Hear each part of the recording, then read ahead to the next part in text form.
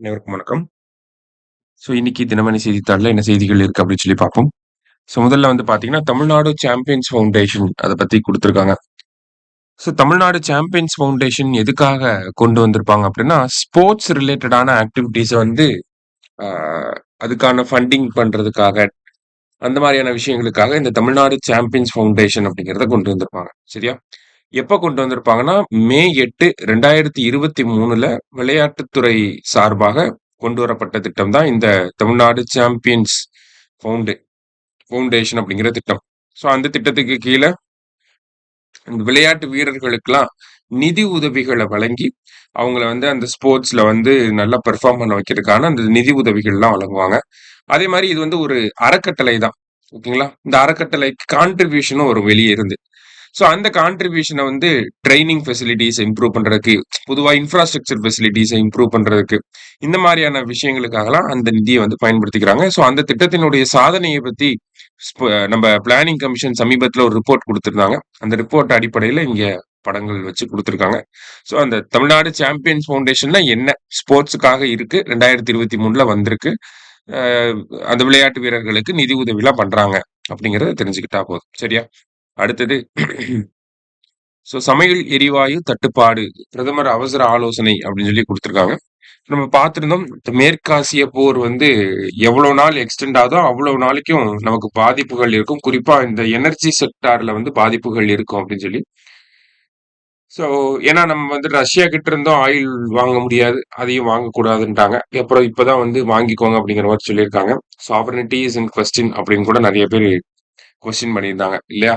So சமையல் எரிவாயு தட்டுப்பாடுங்கிறது இது வந்து ரியாலிட்டி அப்படிங்கிறத நம்ம புரிஞ்சுக்கணும். ஏன்னா நேத்து ஹோட்டல் உரிமையாளர்கள் சங்கம் வந்து பேசுறப்ப கிட்டத்தட்ட இன்னும் 2 நாட்கள்ல 1,00,000 உணவகங்கள் மூடுவதற்கான வாய்ப்புகளும் இருக்கு அப்படிங்கிறத சொல்லியிருக்காங்க. நாடு முழுவதும் மத்த இடங்கள்ல பார்த்தீங்கன்னா, பெங்களூர்ல எல்லாம் உணவகங்கள மூட ஆரம்பிச்சுட்டாங்க. அந்த டூரிசம் செக்டார் அப்படிங்கிறது அஃபெக்ட் ஆகும். ஓகேங்களா? இந்த சமையல் எரிவாயு வந்து தட்டுப்படுறப்ப எனர்ஜி செக்டார்ல ஏதாவது ஒரு இம்பாக்ட் ஏற்பட்டுச்சுன்னா டூரிசம் செக்டார் வந்து அஃபெக்ட் ஆகும். அதே மாரி ஹோட்டல் அந்த ஹாஸ்பிட்டாலிட்டி செக்டார் அப்படிங்கிறது ஓவராலாவே அஃபெக்ட் ஆகும். இன்னும் சில இடங்கள்ல வந்து பார்த்தீங்கன்னா, நமக்கு இந்த அ இது பண்ணிக்கிட்டு இருக்காங்க.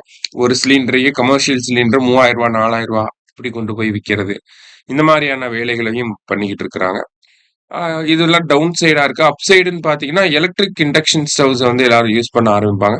தட் அதிலயுமே ஒரு நெகட்டிவ் என்னன்னா, ஓவரா எலக்ட்ரிசிட்டி யூஸ் பண்றப்ப நமக்கு என்ன ஆகுது? டிமாண்ட் அதிகமாகும். எலக்ட்ரிசிட்டிக்கான டிமாண்ட் அதிகமாகும். ஆ யூசுவலாவே பார்த்தீங்கன்னா, இந்தியாவுல சம்மர் சீசன்ல நம்மளோட புரொடக்ஷன் கெப்பாசிட்டிய தாண்டி நம்மளோட எலக்ட்ரிசிட்டி டிமாண்ட் அப்படிங்கிறது இருக்கும். ஓகேவா?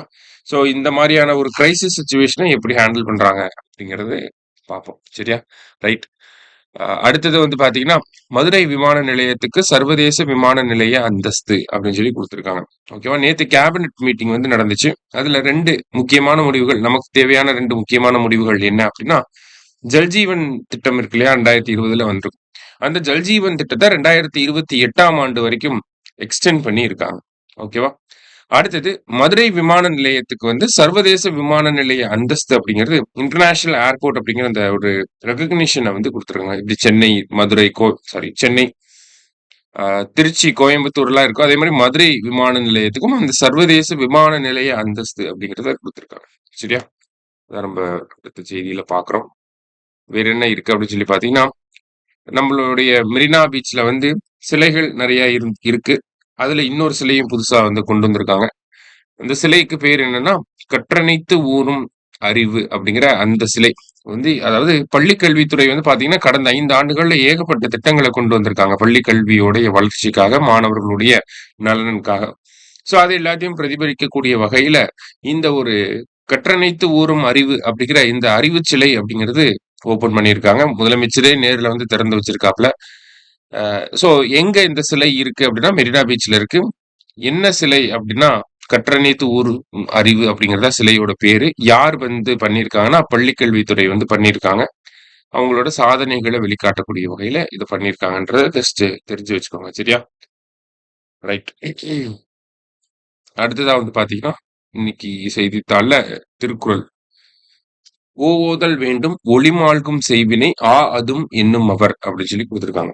மென்மேலும் உயர்வோம் என்று விரும்பி முயல்கின்றவர் தம்முடைய புகழ் கெடுவதற்கான காரணமான செயலை செய்யாமல் விட வேண்டும் அப்படின்னு சொல்லி கொடுத்துருக்காங்க.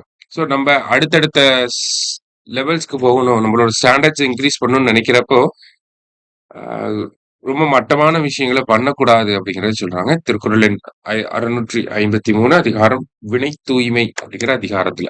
ஓகேங்களா? ரைட். இன்றைய செய்தித்தாள்ல இருந்து முக்கியமான செய்திகளை வந்து பார்த்திருக்கோம். நன்றி.